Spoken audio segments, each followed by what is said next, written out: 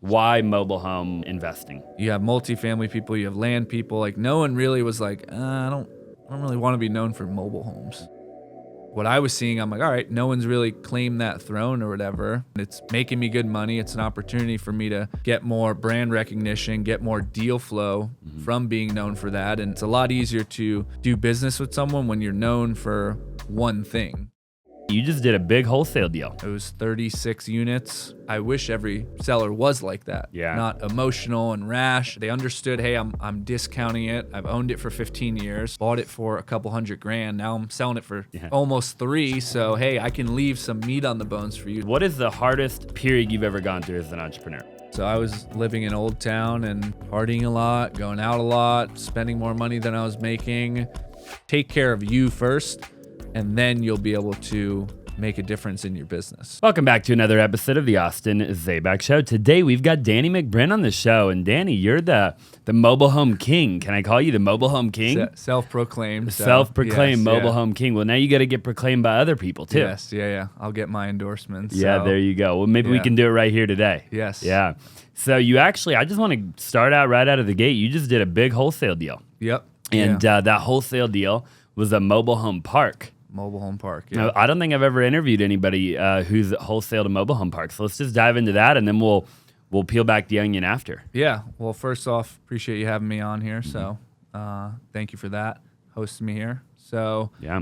In regards to the trailer park, it was and I don't know if you go up to Sedona often, but I got engaged up there. Oh, really? Yeah. It's probably the only 1 or 2 mobile home parks in Sedona that we locked up. It was 36 units.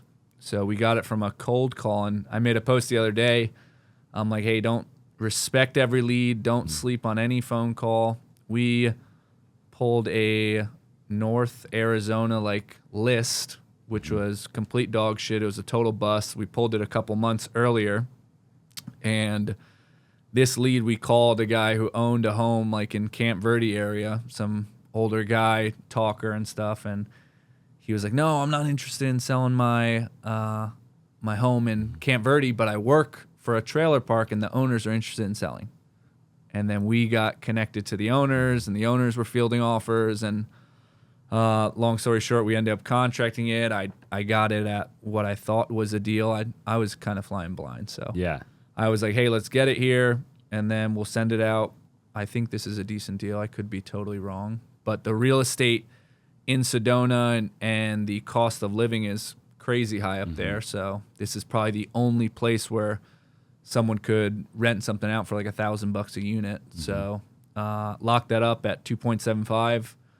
Went up there a couple days later, barged in every door. We walked 32 trailers. Wow. In about 3 hours. I was fucking dead. Yep. Pictures, videos of everything. Got some drone shots, and then packaged it all up into Dropbox, sent it over some people, got a guy at just under 3 million. Okay. And had him put a $60K large deposit hard. Yep. Worked through some issues. It was about a 45 to 60 day turnaround time. Yep. And did a double escrow and got it closed. So it was a similar process. It wasn't it was obviously more stressful. It was more work. We're getting utility statements. We're getting financials. It's the process of everything is longer, but the process itself is the same thing as Wholesale a regular wholesale deal. So you're just getting a lot more information. So when you initially were trying to comp it, what were you thinking? Because you've obviously never done that before, right? You said you kind of thought it was a deal. What were you kind of basing it off of? How are you figuring that out, So I've done a couple commercial deals. We have an office building we're selling. We're making $50,000 off of. So I will, whenever I comp something, I'll go off, I'll pull Armless up. I'll see what's active that's similar, what's active for multifamily. So I'll try to find, I was pretty much trying to locate, hey, what's around 20 to 40 units and what's that active at? Or what did that close at? And then how can I undercut the market essentially? Yeah. So I'll try to find somewhat similar stuff, look at actives and say, hey, how can I get so much deeper than that to where I can bring it to a buyer and, hey, that's a value. That's a fucking deal. Yeah.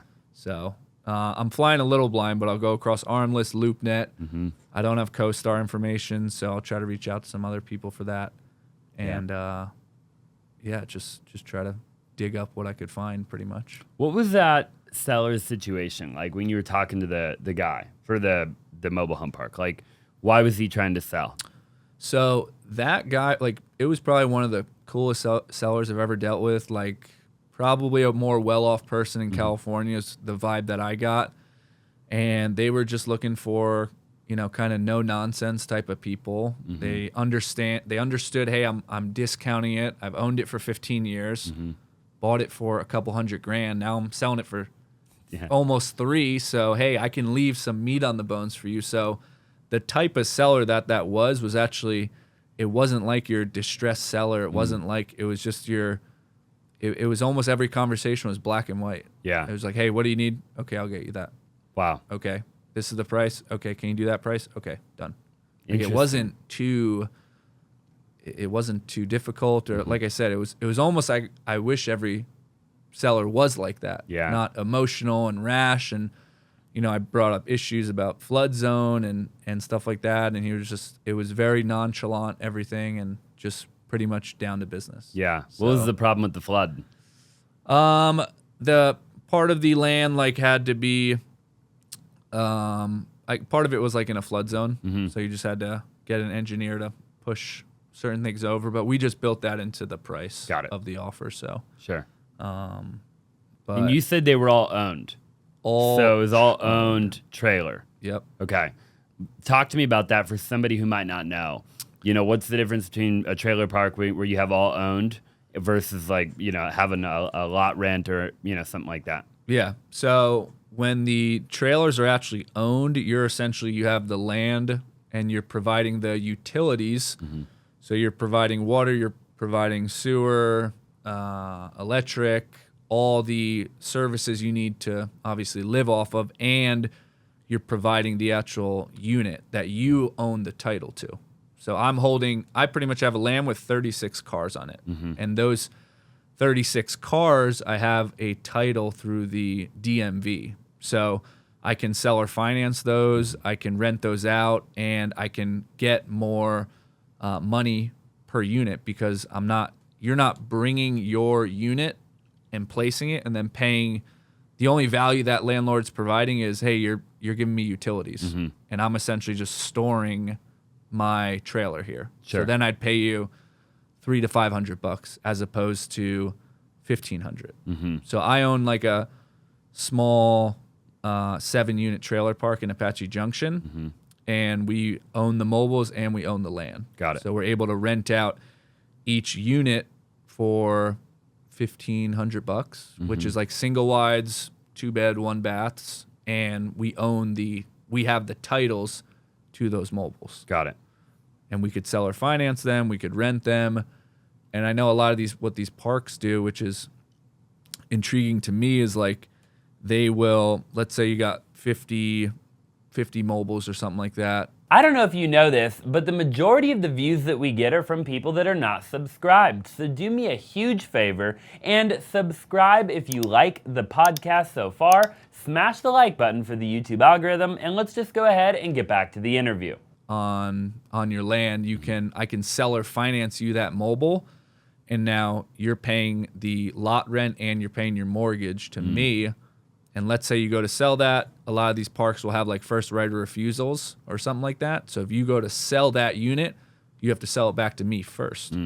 So then I just get the unit back and I just do the whole thing over again. Yeah. And if you stop making payments, obviously you go through a foreclosure proceeding, and then you just get the unit back and rinse and repeat. Do it all over again. Yes. Yeah. Given you have to run everything through Dodd-Frank acts and Yeah. the proper procedures and regulations too. So why'd you initially get into the mobile game? I mean, why not single family? Why not multifamily? I mean, there's so many different types of real estate investing out there, right? Yeah. And everybody's got their opinion on oh, you should do short-term Airbnb, Right. you should do syndicate multifamily, Grant Cardone, right?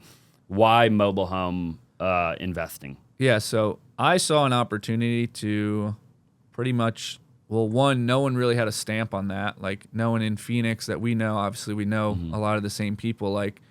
you have multifamily people, you have land people. Like no one really was like, I don't really want to be known for mobile homes. But it was kind of my, like, what I was seeing. I'm like, all right, no one's really claimed that throne or whatever, and it's making me good money. It's an opportunity for me to get more brand recognition, get more deal flow from being known for that, and it's a lot easier to do business with someone when you're known for one thing. Yeah. So I have 30 people, 30 wholesalers, 30 agents.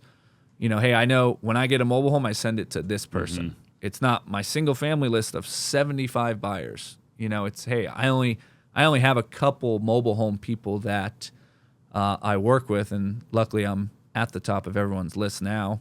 And the biggest points with the mobiles, like that we're seeing in Phoenix and stuff, it's that number one is the price point, the affordability. So Phoenix has skyrocketed, so there's no actual, you know, affordability anymore. So where can you get a 1,500 square foot house for under 300 grand? You can get that in a manufactured home. Yep. So the price point was big. The actual sellers themselves, there's a lot more distress going on in the lower income areas, tired landlords, tenants that are freaking crazy over there. Like I was telling your guy here, like some of these areas are a little nuts. Yeah, I bet. So it's more of an opportunity to get a better deal, get a more distressed property, and they're hard to evaluate. So people, when something's hard to evaluate or the value is up for determination, then it's easier to get a better deal. For sure. So It's got to be harder to actually sell it, though, too, right? To a buyer, in theory. it can be, but with the right underwriting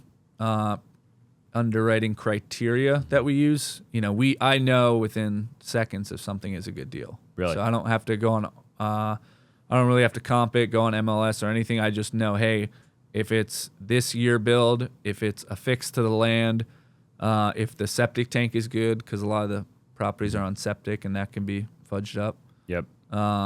So just a couple, as long as you check your check boxes and know what you're looking at, then you can get on a deal instantly. So break that down. What would be a deal? Take Phoenix, for example, Apache Junction, wherever, Mesa, wherever, right? Take a deal. What year built? What would be your ideal deal? Like if I sent you a deal right now, what year build would it be? All of that good stuff. And then what would be the price of that deal? Yeah, so ideal is always a double wide. So double wide is just two single wides essentially conjoined into one. So it's just a bigger mobile home in a nutshell. So preferably always a double wide on owned land. Okay. So we don't want any leased land or lot rent or anything like that. We're going to want 1980 or newer. Yep. Because any mobile built prior to 1976 is not financeable. There was a large electrical recall or something like that, and a lot of the mobiles started burning down. So HUD or whoever the regulator was like, hey, any mobile built prior to 1976, we're no longer doing conventional Fannie Mae, Freddie Mac lending on, whatsoever. So why the 4-year gap? The 4-year gap because it's always when you have a 77 to 79, there's always some finicky stuff. I'll still buy them here and there, but like some don't do FHA, some don't do VA, some are only conventional. So there's just more hiccups in that 4-year gap as opposed to, hey, if it's 1980 or newer, there is no clean. Yeah. Okay. Got it. Clean. So I'm looking for that. I'm looking for a septic certification to make sure the septic is good because you don't want to get caught with a bad septic. So we also want to make sure that it is affixed to the land. So the title to the mobile is conjoined with the land into one. And if it's not affixed, you can get it affixed. You can get it affixed as long as they have the title in hand, okay. Which 9 times out of 10 they do not. And why do they typically not? Well, it's just, how many, it's so easy to lose a important document or, it's one of those where you need the original. You know what I mean? You can't, I'm going to scan it, save it to my Dropbox, and most older folks don't even have Dropbox. Sure. But it's something that just gets lost in translation. Because when someone buys it, they don't know the affidavit of a fixture needs to be affixed to the land so I can get lending, et cetera, et cetera. So I just think it's at a time where, hey, I just bought my home. Let me not your average Joe is, super organized on their important legal documents. It's just the reality. Yeah. So I'll those are my main underwriting points. And I'm looking for something usually under 150 that I can then sell at 3, put in about 40 to 50 grand and have a good spread in between there. And you can typically sell something like that for 3, right? Usually 275 to 3. Really? On a regular infill lot in Phoenix area, yes. Wow. But acreage and stuff like that, that's kind of another ball game. It's like if they're out in the middle of nowhere. Out like Acres and AJ are of high value. Really? That's what I was telling like Foster and a couple of your other guys. I'm like, hey, get me an acre, get me a double wide on an acre, because those things are they sell quick. I wonder why. Well, I just think that type of seller is like, hey, I want that. Yeah. I'm gonna put my toys on there. I'm gonna get my workshop. I'm gonna park my RVs there. Yeah. It gives them every thing that they ever liked at a affordable price. Right. That's true. If you go up in Cave Creek on an acre, you're paying $1 million. Yeah. So if you could get it for 300 or 350 or whatever, yes. What do you think a deal like that would go for? Fixed up, all said and done, ARV. For acreage? If you had a double wide 1985, all fixed up. AJ on an acre. Yeah, somewhere around 375 to 4, give or take. Yeah. Depending on the comps. Pretty good. Yeah. It's pretty good.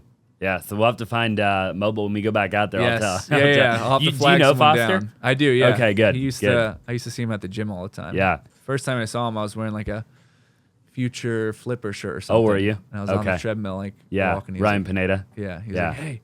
I was like, yeah, what's up? Like, you flip? Yeah. I'm like, yeah. And then we just started talking at the gym. How long ago do you think that was? Dude, like 2 years ago. Oh, okay. I wonder. I don't think he was here yet then. Really? Must have been before he that. He was there maybe a year and a half or something. Maybe a year and a half. I think he was just starting because he's like, hey, I'm working for Austin. I was He's like, a killer. He is. He's done I think 90 deals. Really? Yeah. Yeah, and his I love his just tenacity and urgency. He's a G for sure. So. Yeah, the mobile home game is something I've never really dove into at all. I mean, we've wholesaled mobile homes, but not like you. Yeah. I just think like to your point, right? Like it was just something that anytime I would get a mobile home, I'm like, oh my god, I don't want to comp that thing. Right. Like I can comp single family all day long, right? But I think to your point, when you dive deep into any niche, like you can obviously master any niche that you dive deep into, right? So do you want to get more into the park like aspect of it, or are you thinking just keep doing what you're doing? Eventually. So those are like, long-term goals of mine in general is just to take down like bigger projects, bigger deals.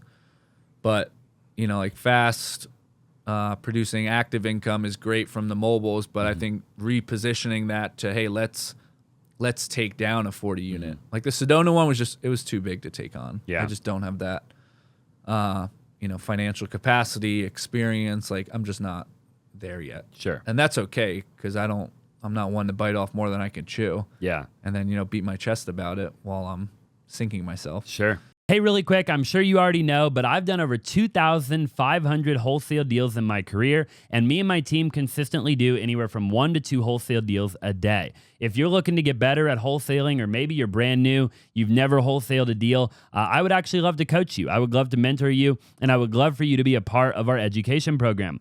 All you have to do is go to www.flippinsimple.com, or you can find a link in the description down below and book a strategy session with my team to see if you would be a good fit for our coaching program. Again, this is our exact strategy and formula of how we are actually able to go out every single day and do anywhere from 1 to 2 wholesale deals a day. Nobody's talking about what we're doing, and I really look forward to coaching you and mentoring you. So again, go to www.flippinsimple.com. Now let's just go ahead and get back to the show. Yeah, which a lot of people do. Yes. Yeah. Exactly. So yeah, what would you think? Where would you have to be to feel comfortable taking a deal like that down in Sedona?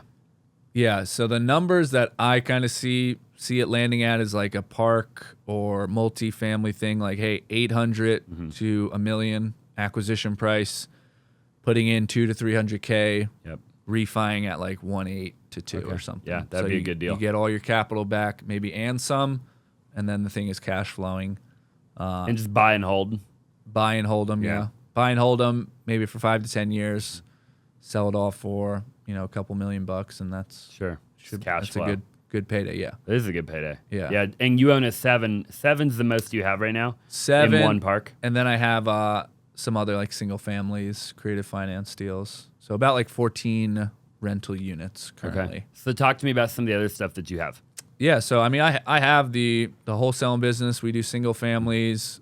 We do a lot of direct to seller deals. So that coming down the pipeline is just all stuff that the sellers want to sell. So I still have single families in the pipeline. I have some land deals, a couple commercial deals, and I'm also doing some private lending. So I'm just trying to find different avenues to reposition, and things that don't involve a lot of my time is what interests me. Mm-hmm. I'm not a big lover of rentals. I have them because things have come across and they were great deals, and hey, let me not consume all this cash. Let me put something in a property, get some tax savings, and and make some money that way too. Mm-hmm. But I more am interested in, I want to be a private lender, which I have about 7 or 8 loans I've done, and that's 0 time invested. They're very liquid, so I'm getting money back in 3 to 6 months. Mm-hmm.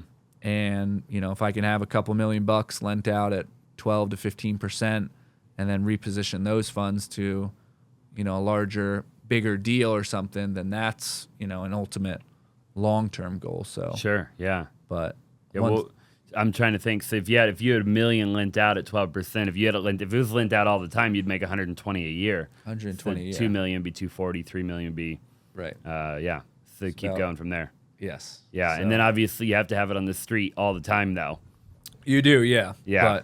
But you can get a decent high yield savings account at 5% or something like that. Yeah. While it's sitting there waiting to hit the streets. Sure. So yeah. If you just got to be good marketing, I guess, and theoretically you could always have it out there. I find it's pretty easy to, a couple guys are big flippers that I lend to out here, and they're always having deals in the pipeline. Yeah. So it's like there's no shortage of money that they need. So Not at all. I found it when I have the money and I'm calling someone to lend it out, it's like it's gone right away. Yeah. And then they call me and they're like, "Do you have more?" I'm like, "Fuck, no, dude, I don't." I don't. Right. Yeah, for sure.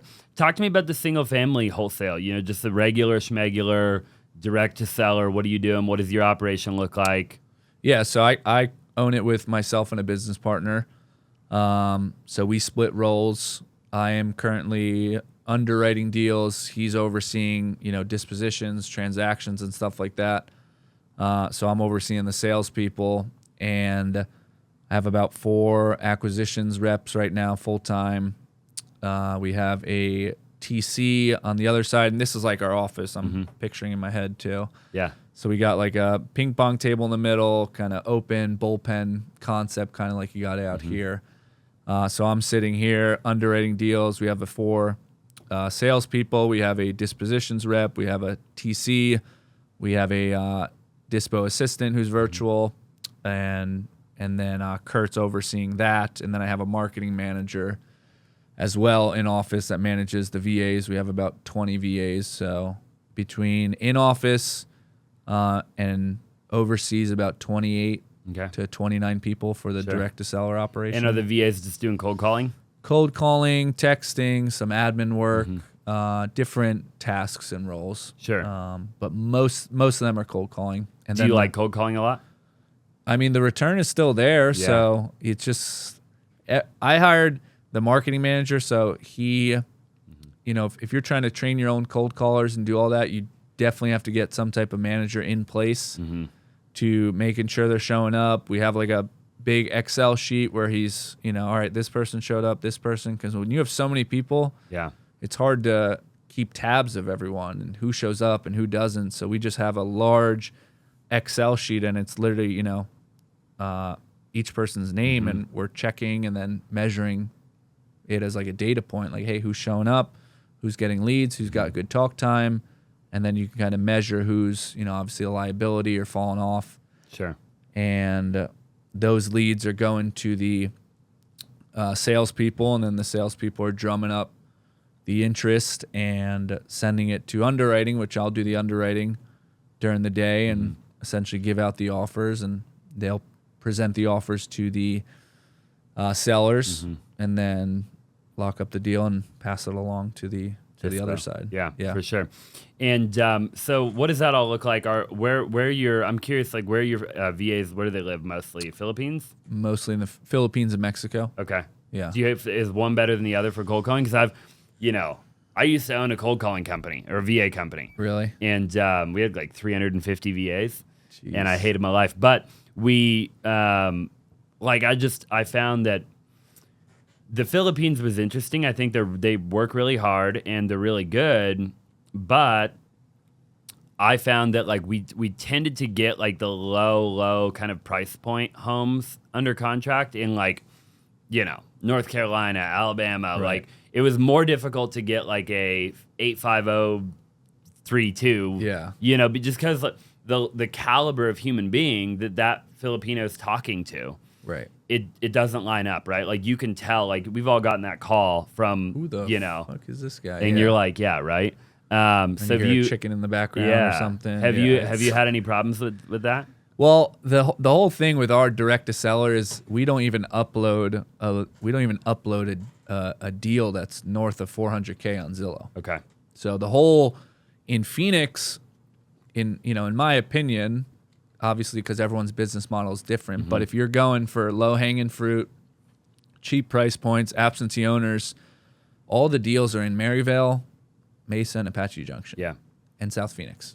Which you don't really want to be in. Right. If you can avoid it. So most of our callers they're not making calls to Paradise Valley. They're not making calls to Scottsdale sellers. So it's kind of like, that caliber of person you're talking to is if we even get them on the phone, we're Zillowing their house and they're not even getting uploaded. Yeah. So the target market can talk with the VAs, or if they're really wanting to sell, it's, hey, here's a couple of questions that I answered yes or no to, and then it gets passed along. Sure. There's not some massive conversating process going on. It's just, hey, Austin, are you interested in selling? Yes.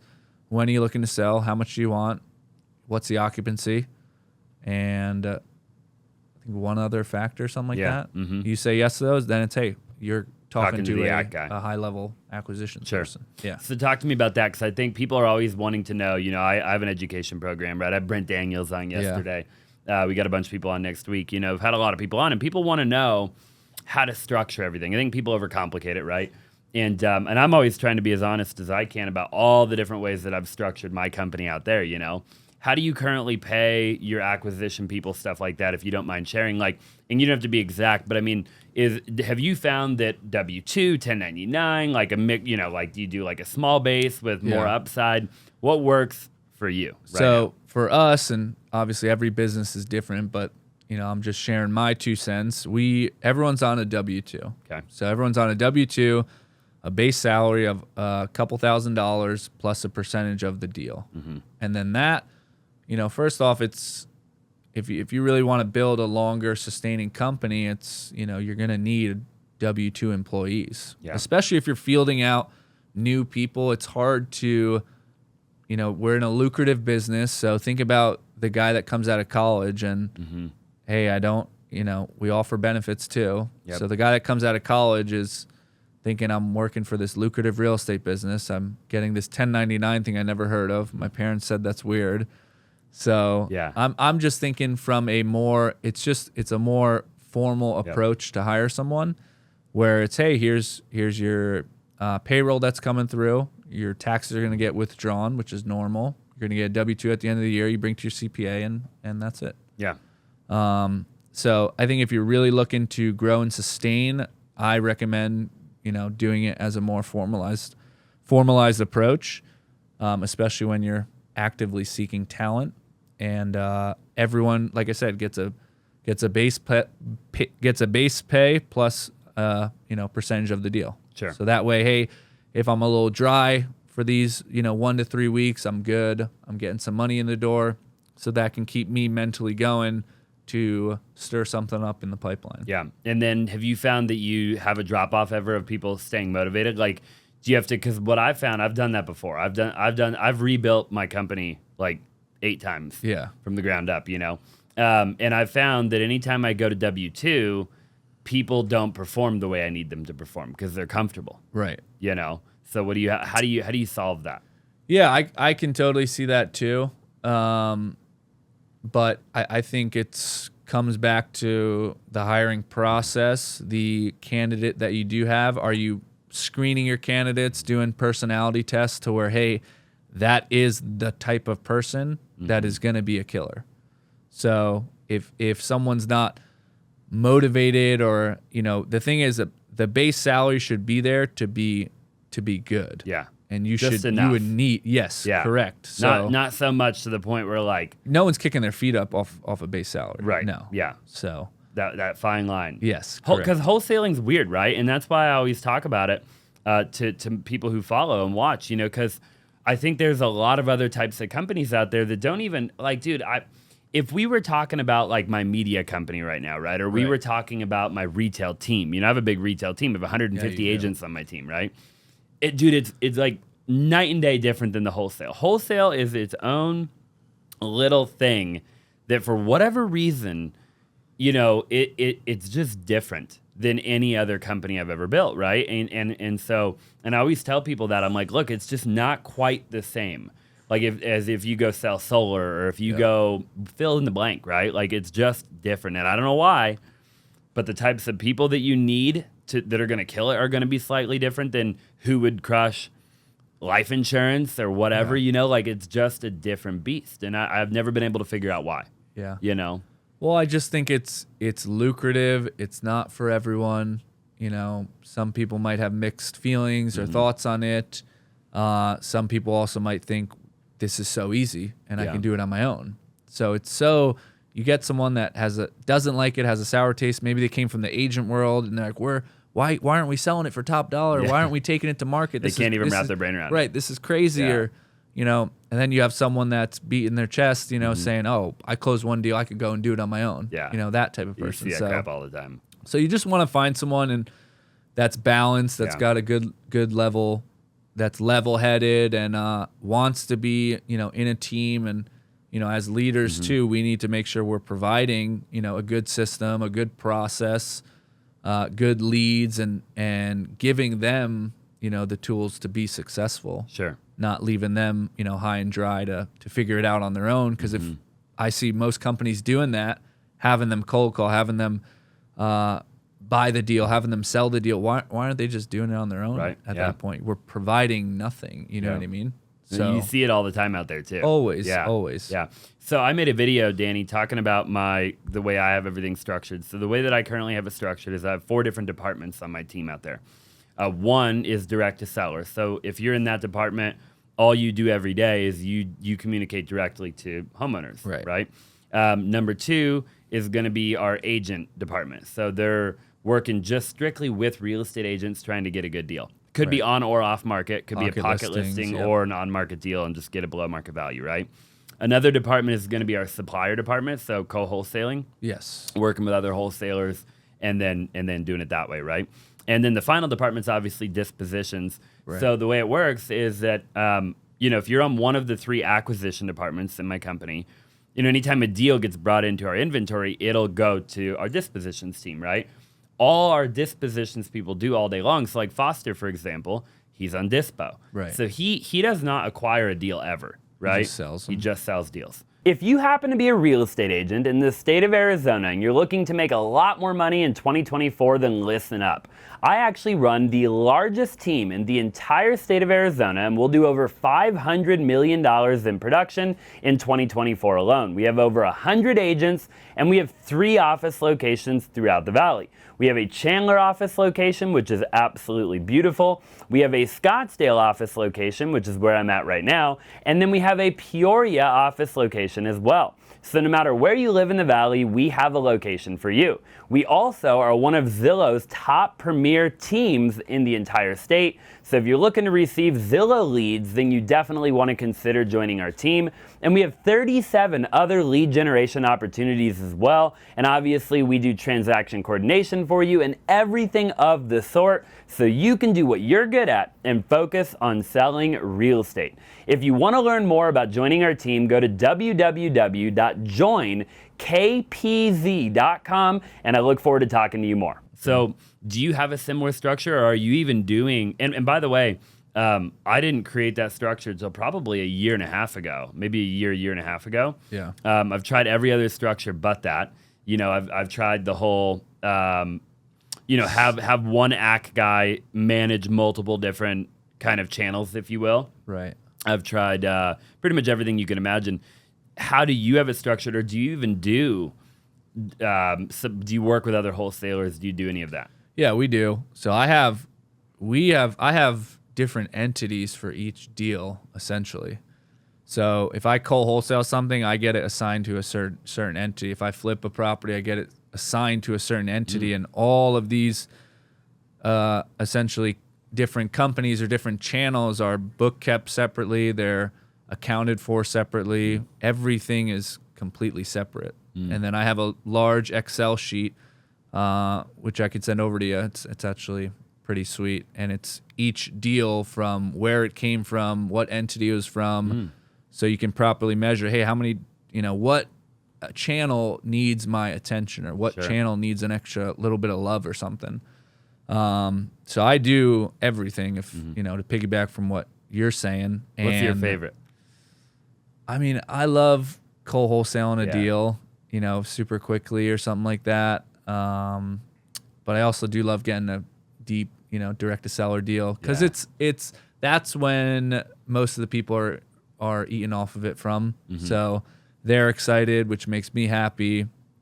Then it goes to dispositions, TC. Everyone's getting a little piece. So it gets the energy in the office high, and that's always, that's how I started with it, the direct to seller operation, and that's what I find, is always needing the most attention. Yeah, it is. So hey, leads are down, or Yep. this is down, these salespeople left, or you're always kind of putting.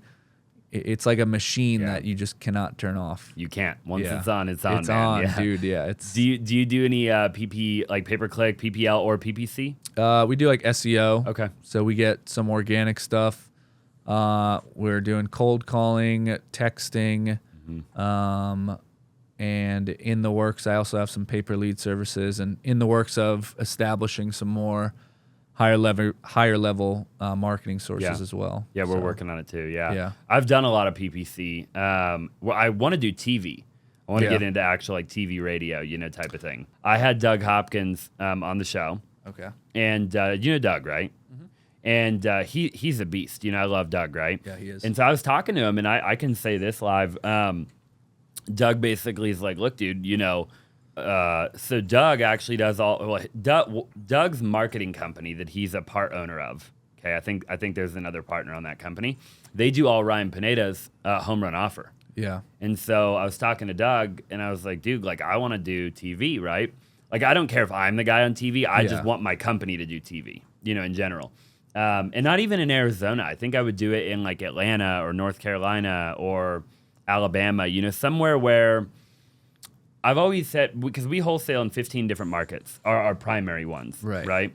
And I've always said, I love Arizona. Like I was born here, like we all love it here, right? However, to play the game of paid marketing here costs significantly more money than it would take to play that same game and dominate the game in a different market. Because you go into a place like Alabama with $50,000 a month, you're the biggest guy in town day one. You show up $50,000 a month in Arizona, and people are kind of laughing at you. They're like, and there's like levels to the game, right? Totally.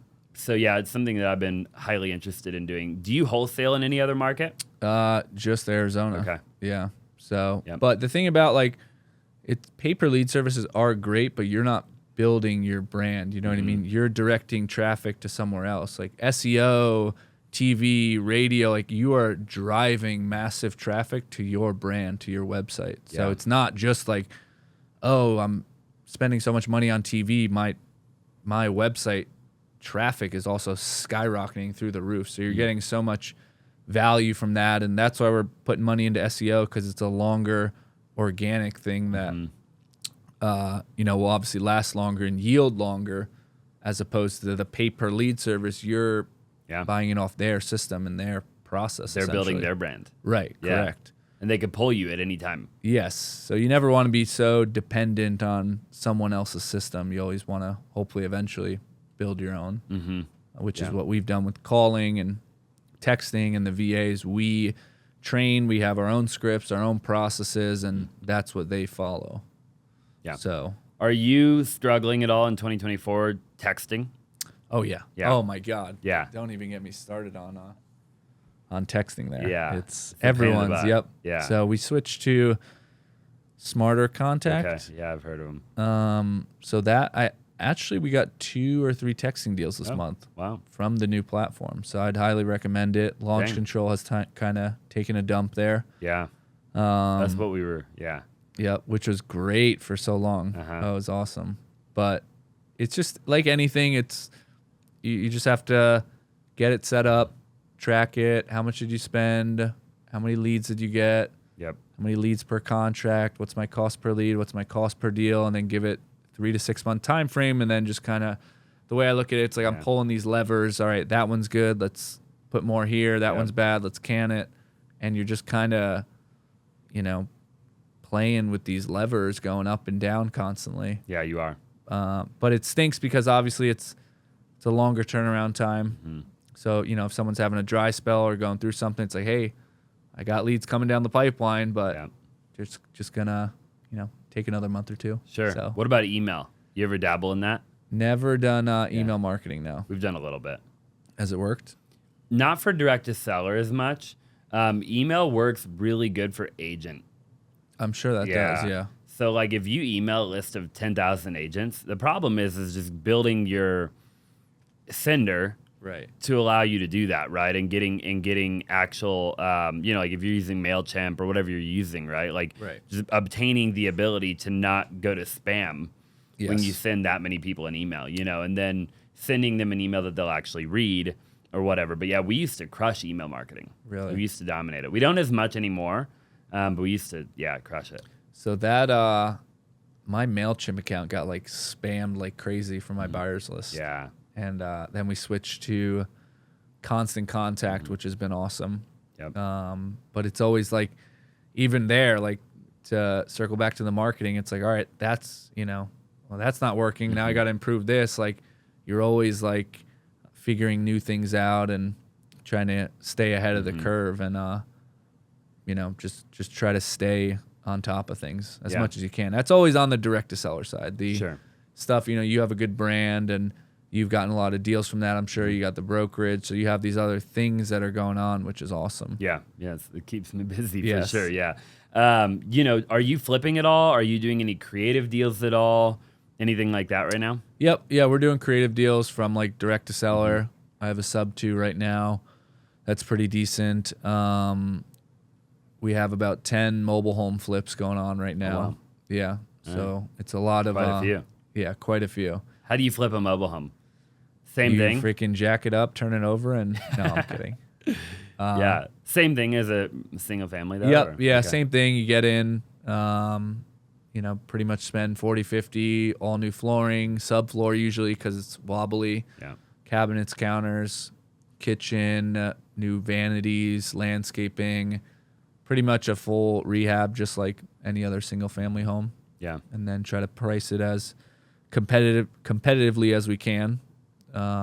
Be the cheapest and the nicest one on market. Mm-hmm. Hopefully sell it in 30 to 60 days, give or take. You own 14 rentals right now, you said? Yes. Okay. How many of those were you just like planning on flipping and then you just kept as a rental? Any of them? Not, maybe like 1 or 2. Okay. One of them was an Airbnb bust, kinda. Yep. Got into that and didn't do too well. Just kept it as long term. Yep. Yeah. It was actually when the rates were so low. It's got like a 3.5%, 4% interest rate. Oh wow. So we just re-stabilized it to a long term, and now it cash flows $500-600 a month in Peoria. So it's a pretty nice single family home. Yeah. Where do you think most wholesalers fail? Like, where do you think they get hung up on?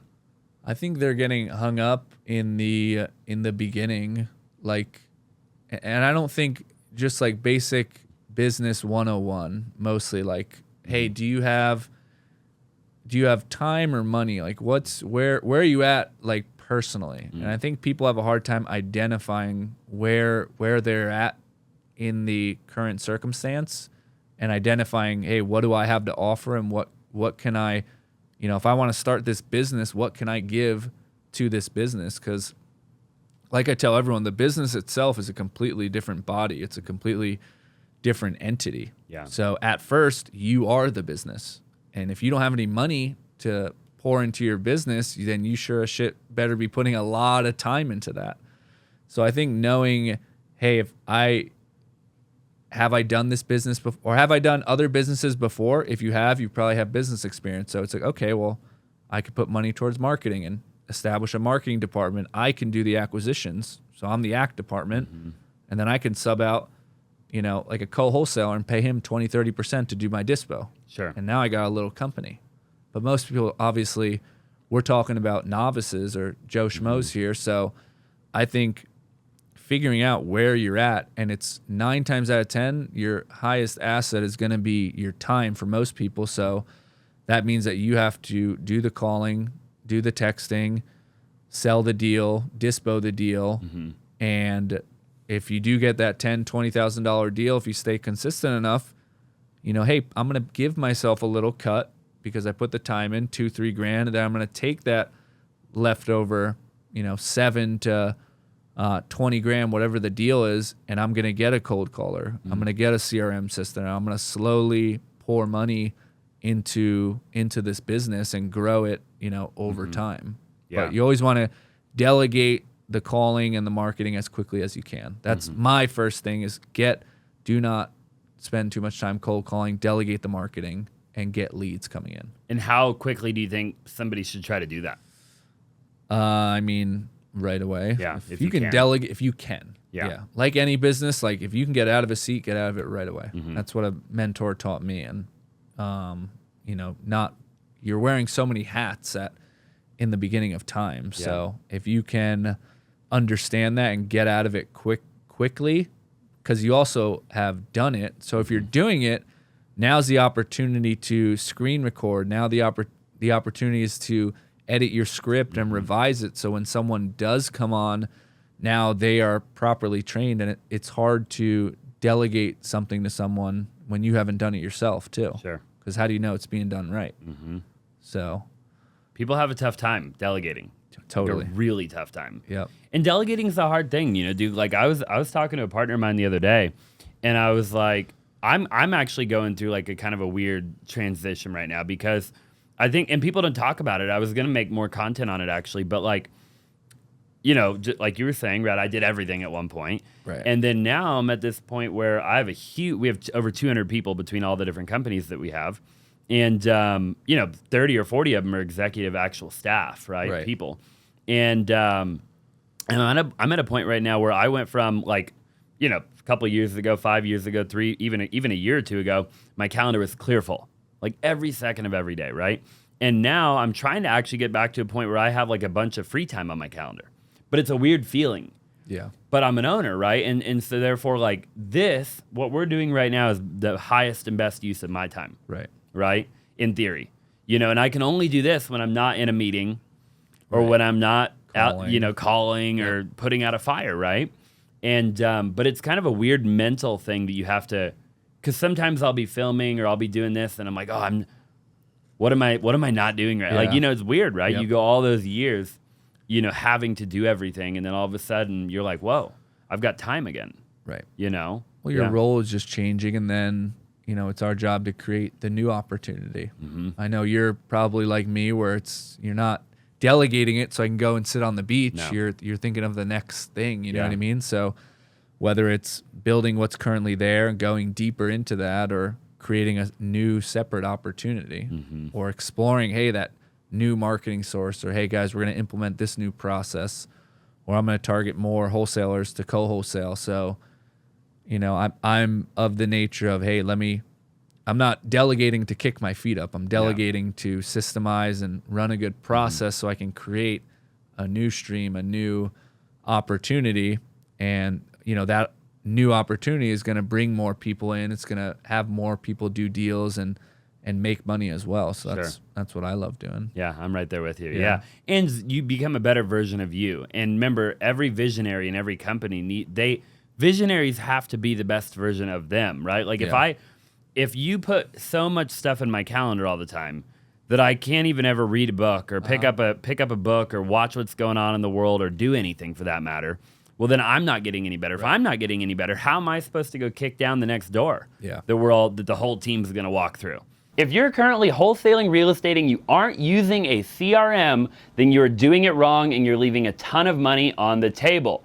We are one of the largest wholesalers in the nation, and by far the number one tool that we use every single day is a phenomenal CRM, right? And a CRM is obviously a customer relationship management tool that will keep track of all of your leads. It'll follow up with people on your behalf.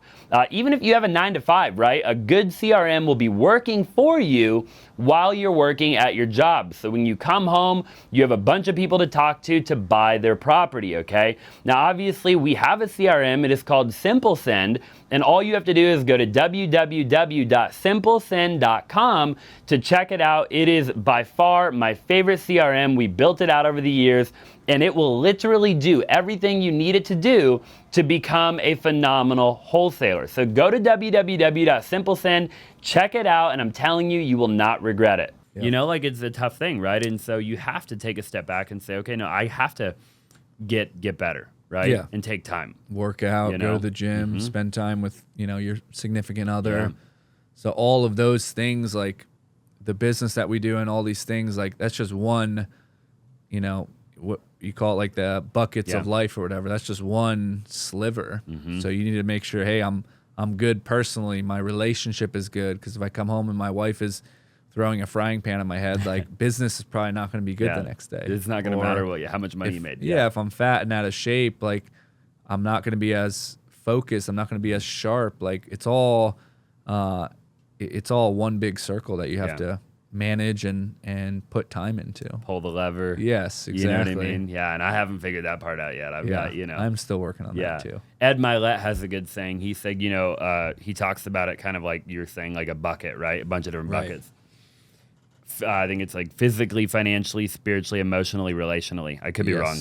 And he's like, you can't be a 10 in all of them at the same time. No, it's impossible. Right? So you might be like a 7 or an 8 over here, and then over here you're like a 3 or a 4, and then over here you're like a 5, you know, and you kind of have to evaluate it, to your point, right? And say, okay, how could I be a little bit better over there? Yep. You know, and you try to get as close as you can to a 10 in all of them, but you'll never be a 10 in all of them at one time, because obviously, well, we're human, right? You know, we'll be the most balanced. I think that's the goal.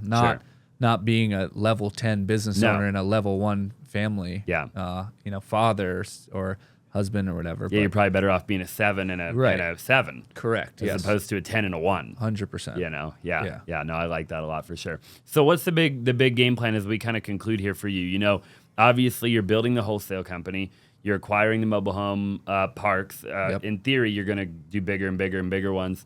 Is there a grander picture beyond that for you? I mean, is it eventually getting into a different type of... I mean, like, do guys like you and me wholesale forever? I've asked myself that a lot. It is. No, I'm not. No, I'm 100% not going to wholesale forever. We don't. Of course not. Like, what is it, a 5 or a 10-year game, you think? Yeah. I'm still good. I'm still healthy. I'm still young. I don't have kids. I'm not married. You know, I still got a lot of time to put in, a lot of energy. So I'm good with where I'm at. Things are good. I'm going to go deeper into what I'm doing. I'm not going to get too veered off. It could have been easy for me to maybe bite off more than I can chew and try to flip that trailer park, and I'd be in over my head. Yeah. And then, you know, all these other businesses would be going down. So identifying where you're at is important, and I'm of the nature, let me stay super focused on this. And, you know, if we're just talking out loud of more bigger and things in the future, it's, I don't want to wholesale forever. I just love to, like I was telling you earlier, be a private money lender and bring value to other people and their opportunities, or possibly invest in their businesses and be more of like a, shareholder in the background, or I believe in that person's business or product, or I really want to invest in that guy. And he does all the work and he's the operator. So that's, like I said, years and years of stuff down the line. That'd be cool, dude. Yes. I like that idea a lot. You're almost like, I've always talked about, how could you like do the Shark Tank model kind Correct, of without yeah. it being a whole production? Like, it doesn't need to be a TV show. No. But like, how can you take that concept of investing into other people that need the money, right? They need the money. Right. They need it. They maybe need a guy that has kind of walked the walk or talked the talk, right? Right. But at the end of the day, they're the one building it. They're the one running it. They're the one doing everything. You're just kind of there in the background. Right. Right. Or you can set up processes, help them with systems. Sure. I'm sure bookkeeping and all these financial stuff. Yeah, and, you probably even pick up the phone and Yes. make an introduction or two if you have the connection, which Exactly. I'm sure at that point a guy would, Right. Yeah, that would be cool. I really like that idea. I've thought about it a lot. I've never invested into, I don't think I've ever given another entrepreneur. I mean, I've loaned people money, but not Right. like, I've never said, hey, here's 200 grand for 10% of you. You know what I mean? Like Your company. Yeah. Well, it's the private equity space. It is. So Yeah. that's probably the evolution for all of us, is to get into private equity. And it's one of the reasons I do social media, because you'd have to assume that, long term, right? Like, because it's just about knowing people. Knowing Right. people is really the entire idea of social media, or people knowing you, I guess. Both of them, But the more people you know, the more people who know you, the more opportunity in theory you're going to have in the future, It's the whole reason that I feel like we do it, right? Yes. And to help people, obviously, along the way, Yeah.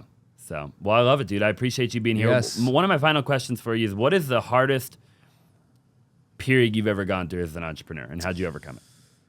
Hardest period was probably, starting out. So I was living in Old Town and partying a lot, going out a lot, spending more money than I was making, and just not going down like a good road. And when you don't have like a clear vision in front of you or knowing what you want to do, it's super blurry and foggy. Like, it's just, you feel like shit every day and things aren't super clear for you. So that was like, just a super hard time for me. And I was trying to get the real estate stuff going. I was working odd jobs on the weekend, and it was just a extremely hard time getting started and figuring it out and cold calling and selling the deal and doing everything, and then working on the weekends because I wasn't making money during the day, and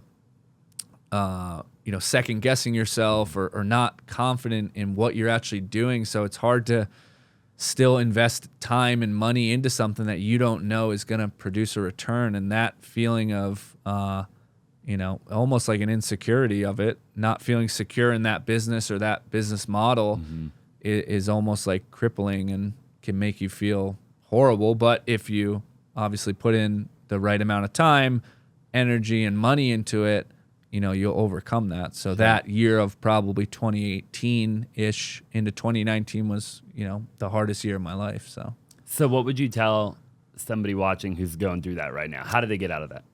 I would say take care of yourself. I was not taking care of myself. I was partying like crazy. I was going out. I was doing all the wrong things in those other circles we were talking about. So I think if I could have been the healthiest, eating healthy, feeling healthy, going to the gym, then that would have made my mind sharper enough to not be so blurry and give it a little more time and money and pushing forward. And, hopefully if that person is maybe in a bad relationship or something, get out of that relationship and, take care of you first, and then you'll be able to make a difference in your business. So I was not taking care of me at all. I was just going full throttle on business to where this started becoming great, but then I had to retract and I had to go back and fix this to get obviously to a next level. It's powerful. So, yeah, I think a lot of people are going through that. Yeah. And I think a lot of young people will go through that if they're not going through that. Because Right. I did it too, just like you. Oh, yeah. I was in Old Town all the time, and Yep. and I don't regret it, but I definitely you know, if there was an alternate universe, I wouldn't do it again. Yes. You know, 100%. Yeah, for sure. Because, you know, it's a waste of time. It Waste is. of money, too, And man. money. Oh, my Yes, God. I've wasted plenty of money. So. I was telling my fiance the other day, I'm like, dude, I blew like a lot of money doing that crap. I'm talking like millions of dollars. Yes. You know, and I didn't need to. Like, I would have multiple more millions of dollars in the bank right now if I didn't do that. But we're probably seeking something else. You know what I mean? I want to look better because that makes me feel better, as opposed to, well, let me go to the gym and eat healthy and then I feel better. Yeah. And I don't need to get reassurance from the or outside validity world. from the outside world. Yeah, it's so true. You learn as you get older too, man. Yeah. Oh my gosh. Yeah. So if only everybody watching could just Yes. learn. If you're 18 right now, man, don't do it yourself. Just learn. Yes. Take the advice I'm telling you right now. Well, I appreciate you being on the show. Yes. Where can people find you if they want to do a deal with you?